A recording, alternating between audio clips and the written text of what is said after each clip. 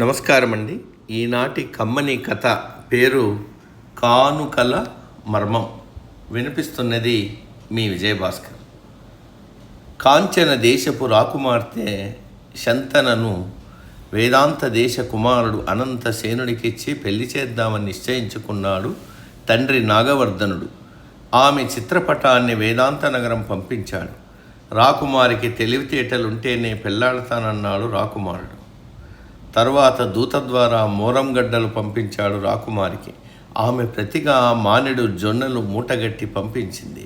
వాటిని చూసి మరునాడు మానెడు సజ్జలు పంపించాడు. రాకుమారి వాటిని తీసుకుని 2 మానికల ధాన్యం పంపించింది. రాకుమారుడు ప్రతిగా ఒక కుక్క పిల్లను పంపాడు రాణికి. ఆమె జవాబుగా ఒక కోతిని పంపించింది. దాన్ని చూసిన అనంతసేనుడు మహారాణికి కావలసిన అర్హతలన్నీ శంతనకున్నాయి, ఆమెను పెళ్లి చేసుకుంటానని తండ్రితో చెప్పాడు.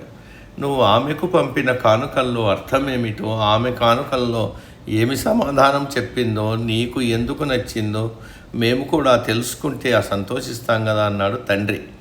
వాళ్ళ నాగరికత ఏ దశలో ఉందో చూద్దామని మోరంగడ్డలు పంపాను. మేము వాటిని మానేసి జొన్నరొట్టె తింటున్నామని జొన్నలు పంపింది. నేను సజ్జలు పంపాను వండుకొని తినమని, అవి మానేసి సన్నబియ్యం తింటున్నామని, మీకంటే ఒక మెట్టు పైనే ఉన్నామన్నట్లు ధాన్యం పంపింది అన్నాడు. మరి కుక్క కోతి గొడవ ఏమిటి అన్నాడు తండ్రి. రాకుమారిని ఆట పట్టించడానికి కుక్క పిల్లను పంపాను. దానికి మీరు ఆంజనేయ స్వామి భక్తులు కదా, అందుకే మీకు ప్రియమైన కోతిని పంపిస్తున్నానని చెప్పకనే చెప్పింది అన్నాడు. ఇంకేమి, అందము తెలివితేటలు కూడా వచ్చాయి.